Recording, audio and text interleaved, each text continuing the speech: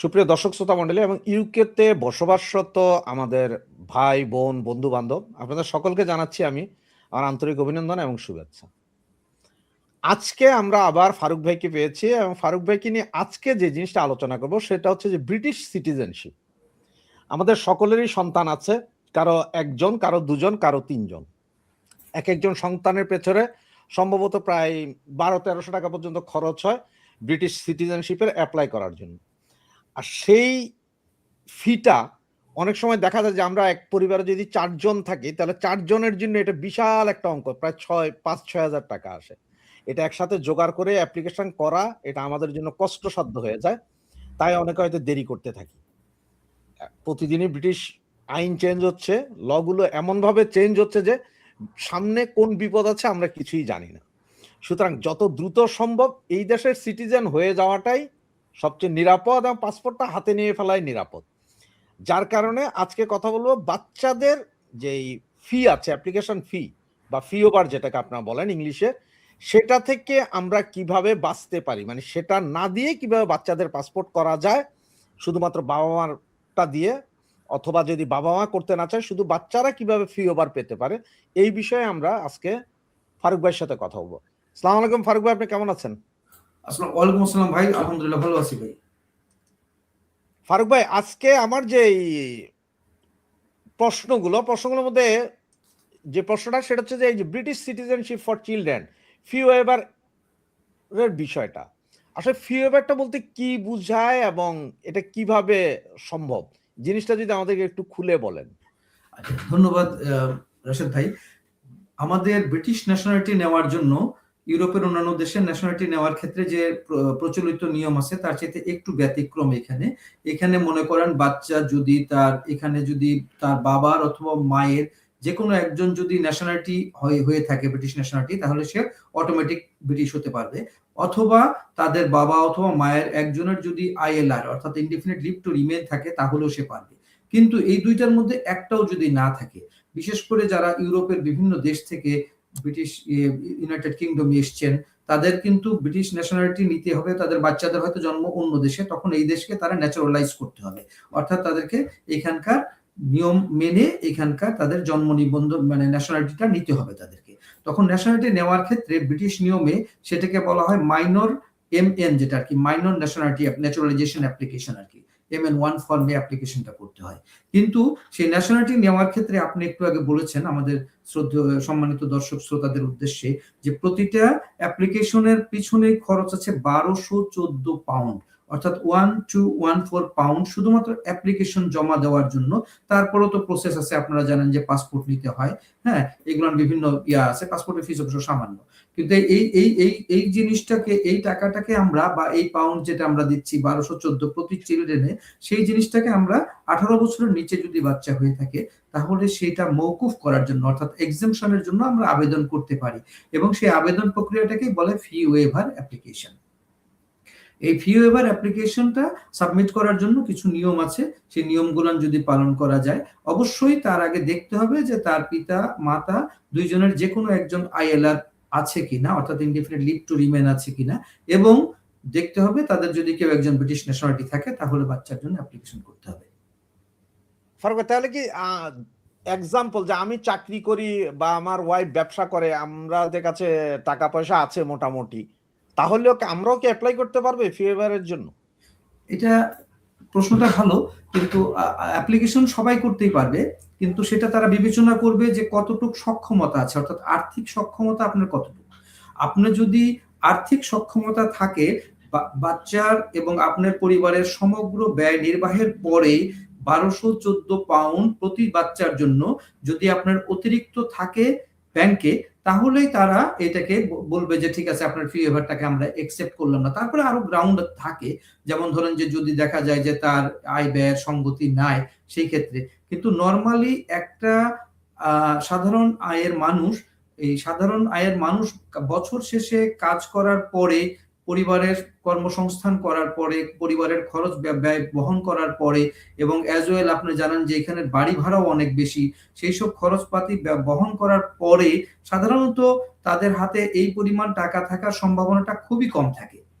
এবং আমরা যেহেতু নিম্ন আয়ের ব্যক্তিদের নিয়েই আমরা কাজ করি, তাই আমরা চিন্তা করি যে তাদের যদি এই আবেদনটা করতে পারে তাহলে তাদের এই পরিমাণ অর্থ বেঁচে যাচ্ছে, এবং এই পরিমাণ অর্থের কারণেও কিন্তু অনেকে অ্যাপ্লাই করতে সাহস পান না যে এত টাকা দিয়ে একটা অ্যাপ্লাই করব। হ্যাঁ, তখন এই কারণে আমরা মনে করি যদি তারা এই আবেদনটা করে তাহলে তাদের সেই পরিমাণ টাকাটা ঝুঁকি নেওয়া লাগতেছে না, অ্যাজ ওয়েল বাচ্চাটা ন্যাশনালিটি হয়ে যাচ্ছে। আর আপনি একটু আগেই আমাদের সম্মানিত দর্শকদের উদ্দেশ্যে বলেছেন যে ন্যাশনালিটিটা নিয়ে নেওয়া খুবই জরুরি, কারণ কখন কি ধরনের পরিবর্তন হয় ইউকে ইমিগ্রেশন লয়ের সেটা আমরা অনেকেই জানি না বা অনুমানও করতে পারি না। সেই ক্ষেত্রে যদি এইটা আমরা নিয়ে রাখি তাহলে বাচ্চাদের জীবনটা অন্তত পক্ষে কোন রকমের ঝুঁকি মুক্ত থাকলো আর কি, অর্থাৎ ঝুঁকিপূর্ণ কোনো জীবনে আমরা ঠেলে দিলাম না আমাদের বাচ্চাদের। কারণ আমি ওই কথাটা বলেছিলাম, আসলে এই যে বিভিন্ন সময় এখন বিভিন্ন যে ইয়েগুলো খবরগুলো দেখি, ওরা একবার বলছে যে মানে যারা ইউরোপ থেকে আমরা যারা এসেছি এই দেশে, তারা আইএলআর থাক আর যাই থাকবে থাক, তাদেরকে যেহেতু তারা ব্রিটিশ সিটিজেন না, তাদেরকে বেনিফিট দেওয়া বন্ধ করে দিবে বা এই করবে সেই করবে। এই কারণে আসলে আমি বললাম যে মানে আইন হয়তো ওরা চেঞ্জ করতেই পারে, কারণ ওদের দেশ, ওরা যা ইচ্ছা তাই করতে পারে, কারো তো কিছু বলার নেই আসলে। এটা সত্য। এই ফি ওয়েভারের জন্য আপনার কি কি কাগজপত্র আসলে দরকার হয়? আচ্ছা, ফি ওয়েভার ডকুমেন্টের জন্য, ফি ওয়েভার অ্যাপ্লিকেশনের জন্য আপনার আমরা একটা ডকুমেন্ট চেক লিস্ট আমরা বানিয়ে রেখেছি, যাতে করে আমাদের সাধারণ দর্শকরা যাতে কোনোভাবেই তারা বিভ্রান্ত না হন। এই কারণে আমরা একটা দর্শকদের জন্য আমরা একটা চেক লিস্ট বানিয়েছি।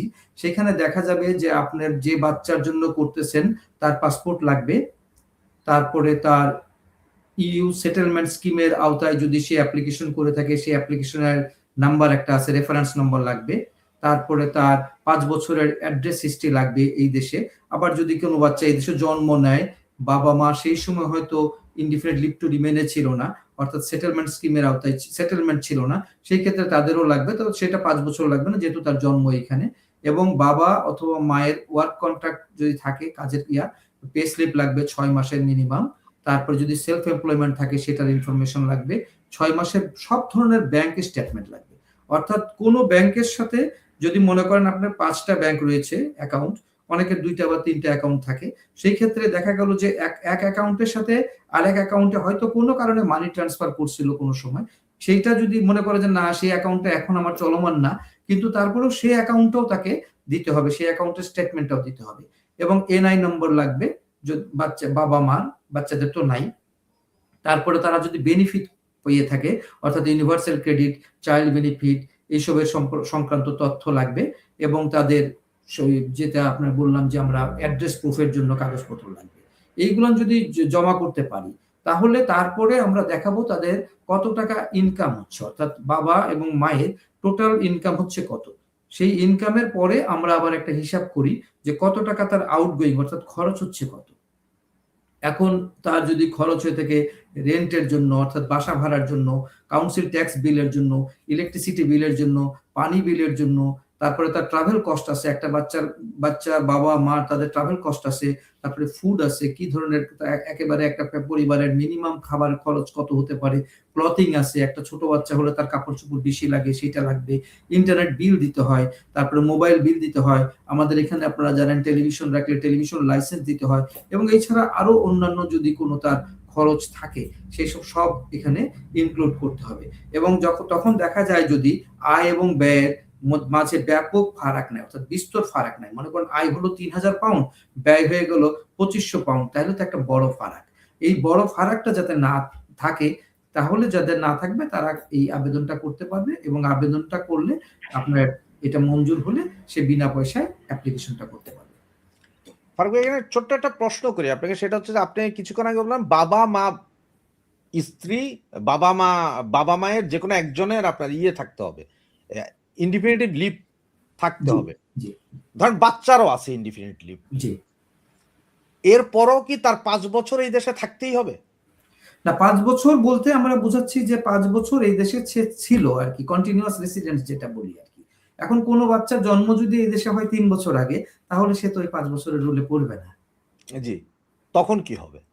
সেই ক্ষেত্রে তার কোনো সমস্যা নাই, যেহেতু তার বাবার ইনডিফিনিট লিভ টু রিমেন আছে অথবা মায়ের ইনডিফিনিট লিভ টু রিমেন আছে, দ্যাট ইজ সেটেলমেন্ট আছে, তাহলে তার জন্য এটা কিছু হবে না। কারণ যখন প্রশ্ন আসে যে সে কতদিন ধরে এখানে আছে, তখন আমরা জবাব লিখে দিই যে ফ্রম হিজ বার্থডে, যখন সে জন্ম নিয়েছে সেদিন থেকে, অর্থাৎ তার কোনো সমস্যা হয় না এটা।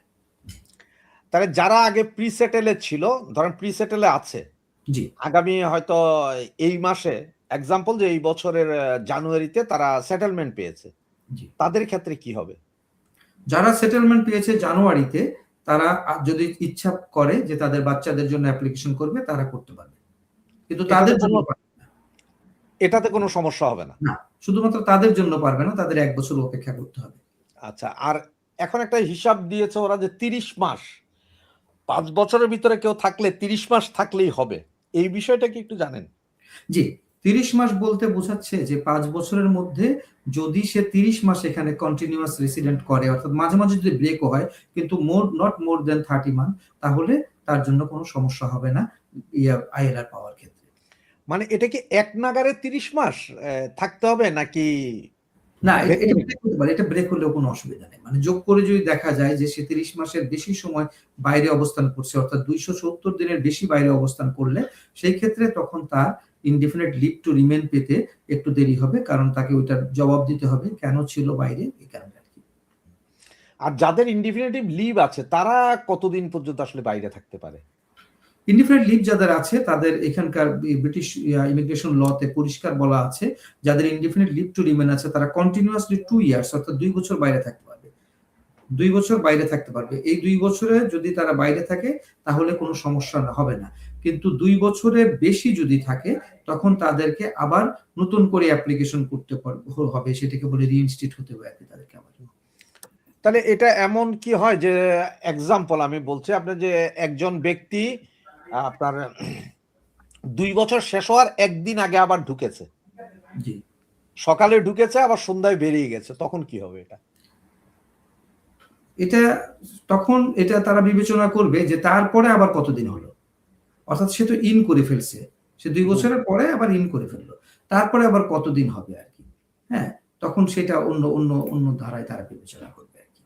মানে এগুলো সব হিসেব হবে। জি, জি। তবে এই ক্ষেত্রে গিয়ে বাচ্চাদের পাসপোর্টের ব্যাপারে কোনো সমস্যা হবে না। না, বাচ্চাদের পাসপোর্টের ক্ষেত্রে কোনো সমস্যা হওয়ার কথা না। তবে বাচ্চাও যদি 2 বছর বাইরে থাকে, মনে করেন 5 বছর হয়ে গেছে, বাচ্চাও ইনডিফিনিট লিভ টু রিমেইন পেয়েছে, তখন সেক্ষেত্রে বাচ্চাটাও তখন বিবেচনায় আনবে তারা। আচ্ছা, আচ্ছা। ধন্যবাদ ফারুক ভাই আপনাকে আমাদেরকে সময় দেওয়ার জন্য। সুপ্রিয় দর্শক শ্রোতা মণ্ডলী, এতক্ষণ শুনলেন কিভাবে আপনার সন্তানের ব্রিটিশ সিটিজেনশিপ আবেদনের ফি পরিশোধ না করেও পাসপোর্ট করতে পারবেন সেই বিষয়ে। বাকি আরো কোনো ইনফরমেশন লাগলে নিচে যে নাম্বার দেওয়া আছে, আমাদের ফারুক ভাইয়ের নাম্বার দেওয়া আছে 079562735528, এই নাম্বারে যোগাযোগ করে আপনারা ওনার কাছ থেকে অ্যাপয়েন্টমেন্ট নিয়ে কথা বলে যেতে পারবেন। ধন্যবাদ আপনাদের সকলকে, ভালো থাকবেন।